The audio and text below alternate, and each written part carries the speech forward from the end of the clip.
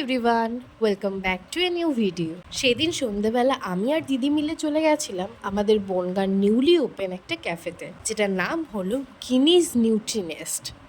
এই ক্যাফেটা আমাদের বনগাঁ দিঘির পাড় ঘোষ স্কুলের সামনে। এখানে খাওয়ার স্টার্ট হচ্ছে 15 রুপিস থেকে আপ টু 50 রুপিস পর্যন্ত।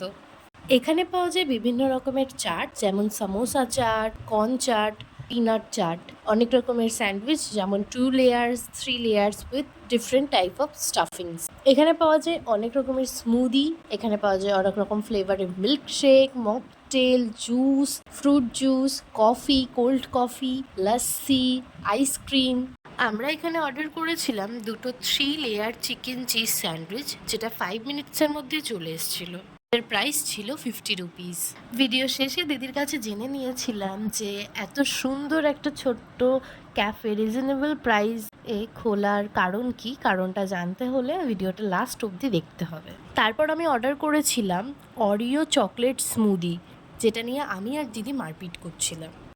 অরিও চকলেট স্মুদির প্রাইস ছিল 40 রুপিস। তারপর আমরা অর্ডার করেছিলাম চকলেট কোল্ড কফি, যেটা প্রাইস ছিল 40 রুপি। তারপর আমরা অর্ডার করেছিলাম একটা স্ট্রবেরি মিল্কশেক, যেটার প্রাইস ছিল 30। চলো এবার দিদির মুখ থেকে শুনে নিই যে এই ছোট্ট ক্যাফেটা খোলার কারণ কি। আমাদের গিনিজ নিউট্রিনেস্ট প্রিয়াঙ্কা দত্তা বিশ্বাস।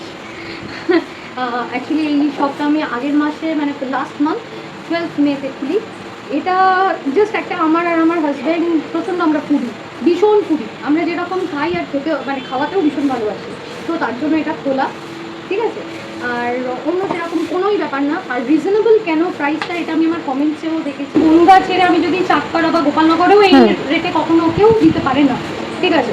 আমি জাস্ট হচ্ছে আমার সামনের এই দুটো স্কুল আছে, ঠিক আছে, একটা হচ্ছে মাদার টেরেসা একাডেমি, একটা হচ্ছে ঘোষ স্কুল।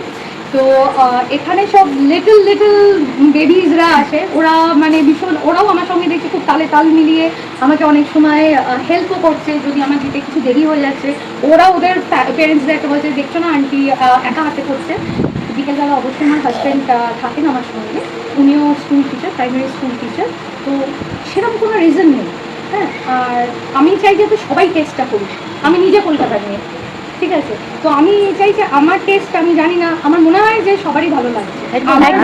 আমি যে কটা এখানে আইটেম করছি, স্মুদি, মকটেল, আইসক্রিমস এখানে বলতে পারো যে মানে 15-20 কেউ দিতে পারবে না। We are giving 15 scoop means in cones like this, the sugar কেন কোনস। আর 30টা আমরা জাস্ট বাচ্চাদেরকে একটুখানি স্যাটিসফাইড করার জন্য, কারণ আমার নিজের বেবি আছে, 3 বছর হবে পরের মাসে, 6 জুলাইয়ে 3 বছর হবে। ও বেশ মানে বাচ্চারা হয় না খুব অ্যাট্রাক্টিভ, মানে অ্যাট্রাক্টেড হয়ে যায় অ্যাট্রাক্টিভ জিনিস থেকে, জাস্ট টু ডু দ্যাট।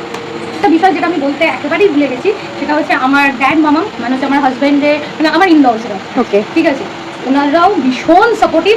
মানে আমি প্রিপারেশন তো করছি, ইনগ্রিডিয়েন্ট আমি দেখলাম, তাই ওনারা কিন্তু ফুল সাপোর্টিভলি আমার বাচ্চাটাকে দেখছে। প্লাস মানে এই এখনো পর্যন্ত মানে ড্যাড যিনি, তার রোবোটিক সার্জারি হয়েছে আগের বছর, ঠিক আছে, তো উনি প্রচণ্ডভাবে আমাদের পেছনে মানে ভীষণভাবে সাপোর্ট, মানে ইনলসরা টু মাচ সাপোর্টিভ, যার জন্য আমি এখনো পর্যন্ত ঠিকঠাক সবাই। Okay, thank you, all the best. আর আমরা আবার পরে আসবো, আর আমি চাই যে এটা যেন অনেক বড় হোক। একটা আউটলেট না, আরো বনগাঁর ভেতরে, কেন বাইরেও চিন্তা ভাবনা আছে, একদম বাইরে সবাই টেস্ট করুক, শুধু বনগাঁর মানুষ কেন, আরো বাইরের মানুষ। মানে আমার হাজব্যান্ড আর আমার এটাই চিন্তা ভাবনা আছে যে দেখা যাক কত দূর। একদম বেস্ট উইশেস সবার সাথে আছে। ভালো থাকুক, আর তুমিও ভালো থেকো।